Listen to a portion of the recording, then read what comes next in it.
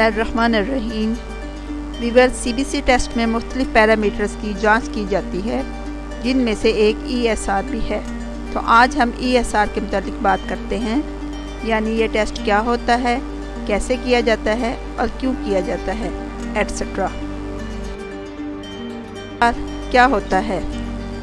Viewers, E S R stands for erythrocyte sedimentation rate, یعنی وہ rate جس پر خون کے ذرات ٹیسٹ ٹیوب میں سیٹل ڈاؤن ہوتے ہیں۔ یہ ٹیسٹ کیوں کیا جاتا ہے؟ ویورز، اگر جسم کے بیرونی حصہ میں کوئی سویلنگ یا انفلامیشن یعنی سوجن اور سوزش ہو تو وہ بآسانی نظر آ جاتی ہے، لیکن جسم کے اندر کسی بھی حصہ میں یا کسی آرگن پر یہ سویلنگ اور انفلامیشن ہو تو اس کا پتہ لگانے کے لیے ہم ای ایس آر کا ٹیسٹ کرواتے ہیں۔ ویورز، یہ سویلنگ اور انفلامیشن دراصل ہمارے امیونٹی سسٹم کے عمل کا رد عمل ہوتا ہے، یعنی جب کوئی بیکٹیریل یا وائرل حملہ ہوتا ہے تو ہمارا مدافعتی نظام ایکٹیو ہو جاتا ہے اور اس انفیکشن کے خلاف کام کرتا ہے۔ یہ انفلامیشن اور سویلنگ اس کام کرنے کی وجہ سے ظاہر ہوتی ہے۔ ای ایس آر ٹیسٹ کیسے کیا جاتا ہے؟ ویورز، ای ایس آر ایک سمپل بلڈ ٹیسٹ ہوتا ہے جس میں ہم مریض کے بازو سے خون کا سیمپل ایک ٹیسٹ ٹیوب میں کلیکٹ کرتے ہیں، جس میں پہلے سے اینٹی کوگولنٹ موجود ہوتا ہے۔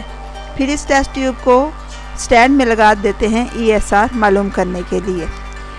ویورز، عام طور پر خون کے سرخ خلیات آہستہ آہستہ سیٹل ڈاؤن ہوتے ہیں، لیکن معمول سے زیادہ تیزی سے سیٹل ہونے والے خلیے آپ کے جسم میں کسی بھی قسم کی سویلنگ یا انفلامیشن کو ظاہر کرتے ہیں۔ ای ایس آر ٹیسٹ کب کیا جاتا ہے؟ ویورز، اگر آپ کے اندر یہ علامات پائی جائیں، جیسا کہ کرونک ہیڈ ایک یعنی پرانی سر درد یا فیور، ویٹ لاس یعنی وزن میں کمی، اسٹیفنس آف دی جوائنٹ یعنی کہ جوڑوں کی اکڑن، severe pain in neck and shoulder یعنی گردن اور کندھوں میں شدید درد، لاس آف ایپیٹائٹ یعنی کہ بھوک کا نہ لگنا، تو ان علامات کی بنا پر آپ کا ڈاکٹر آپ کو یہ ٹیسٹ ریکمینڈ کرتا ہے۔ ای ایس آر کی نارمل یا ریفرنس ویلیو۔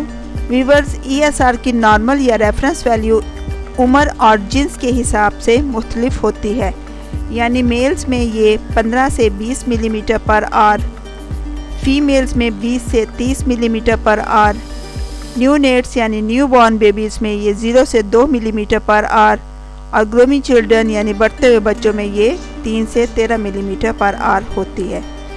یہاں یہ بات سمجھنا بہت ضروری ہے کہ ای ایس آر کے بڑھنے یا کم ہونے کی صورت میں کوئی بیماری جنم نہیں لیتی، جبکہ مختلف بیماریوں کی بدولت ہی ای ایس آر کم یا زیادہ ہوتا ہے۔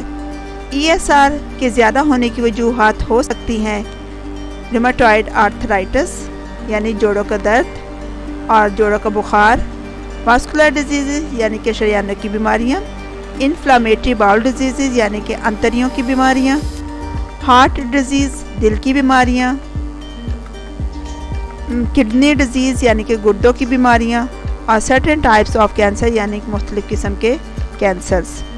ای ایس آر کے کم ہونے کی وجوہات ہو سکتی ہیں لیوکیمیا، خون کی بیماری کی ایک قسم ہے، سکل سیل انیمیا یہ بھی خون کی بیماری کی ایک قسم ہے، کنجسٹیو ہارٹ فیلر یعنی کہ دل کا دورہ پڑنا،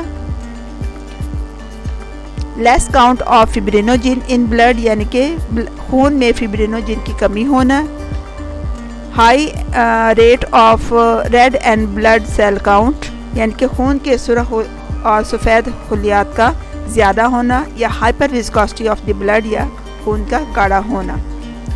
ویورز، ای ایس آر ضروری نہیں کہ صرف بیماری کی حالت میں ہی بڑھ یا کم ہو سکتا ہے، نارمل حالت میں بھی اس کی ویلیو کم یا زیادہ ہو سکتی ہے، جیسا کہ ای ایس آر کی ویلیو بڑھ سکتی ہے پریگنینسی میں، اوبیسٹی میں یعنی موٹاپے میں، اور اولڈر ایج یعنی بڑھاپے میں۔ کیا میڈیسن کھانے سے ای ایس آر کی ویلیو پر اثر پڑتا ہے؟